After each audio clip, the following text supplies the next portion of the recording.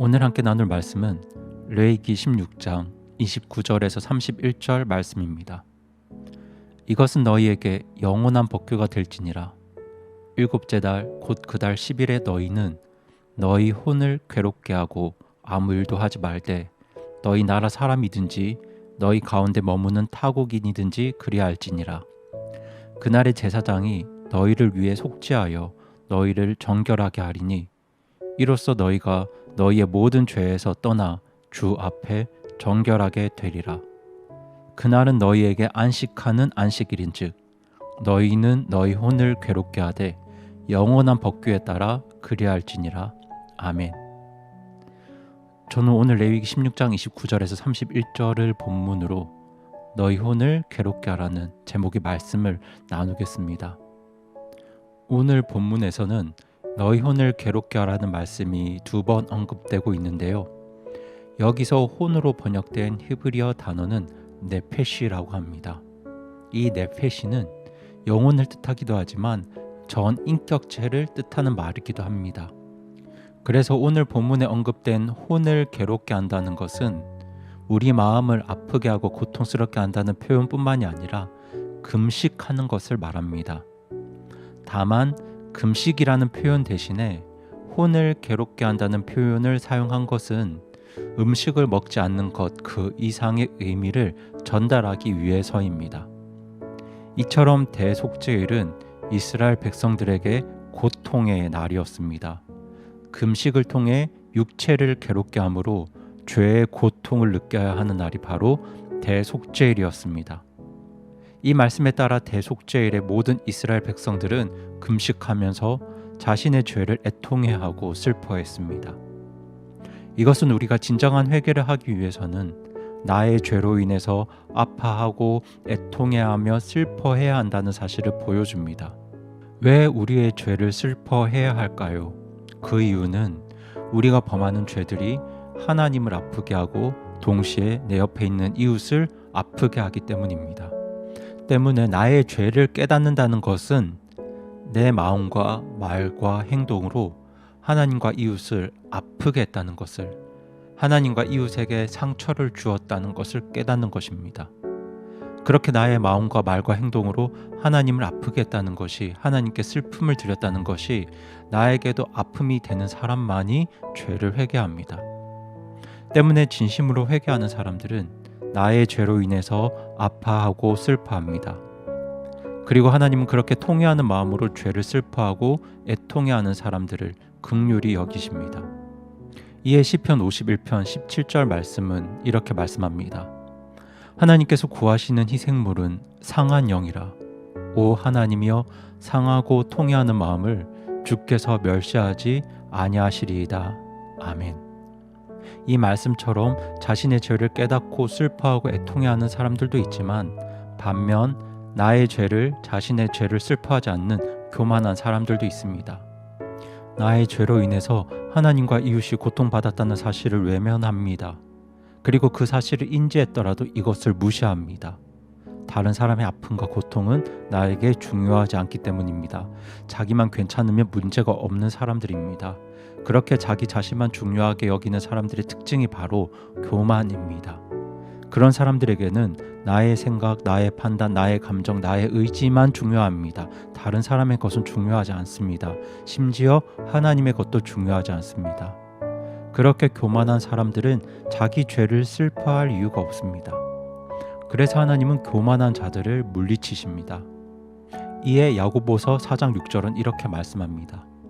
그러나 그분께서 더 많은 은혜를 베푸시나니 그러므로 그분께서 이르시되 하나님은 교만한 자들은 물리치시나 겸손한 자들에게는 은혜를 베푸느니라 하시니라.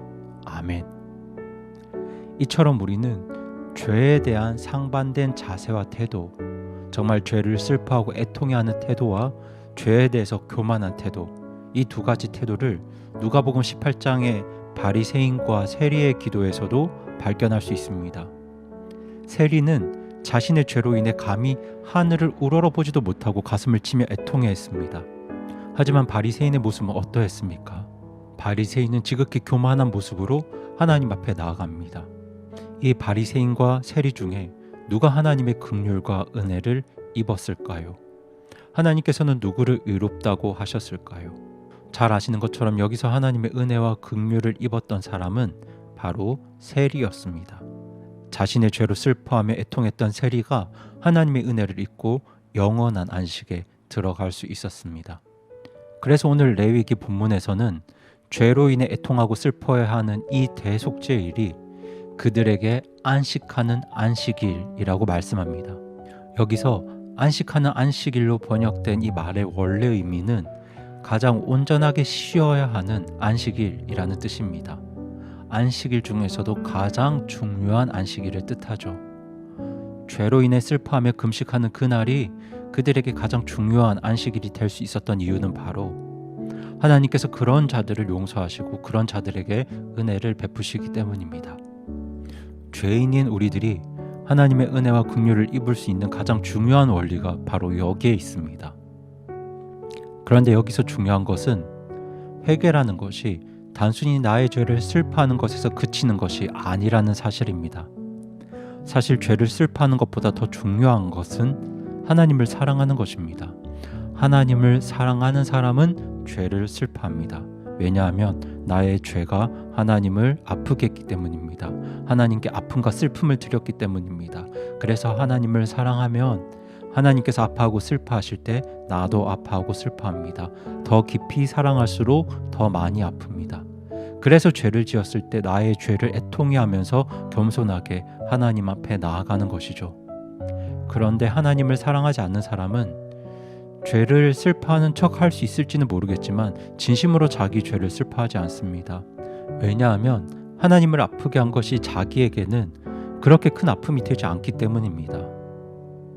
여러분, 우리가 정말 나의 죄를 애통해하고 슬퍼하며 하나님의 용서와 은혜를 입는 그런 삶을 경험하기 위해서는 우리가 주님을 더 사랑해야 합니다. 죄를 지을 때마다 우리가 하나님께 얼마나 큰 아픔과 슬픔을 드렸는지 잊어서는 안 됩니다. 사실 우리가 죄를 지을 때 하나님께 드리는 아픔은 외도한 배우자가 상대 배우자에게 주는 만큼 아주 큰 아픔입니다.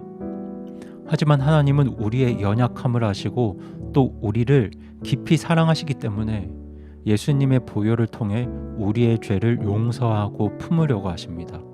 우리의 약하고 부족한 모습도 큰 사랑으로 용서하시고 우리를 품으십니다.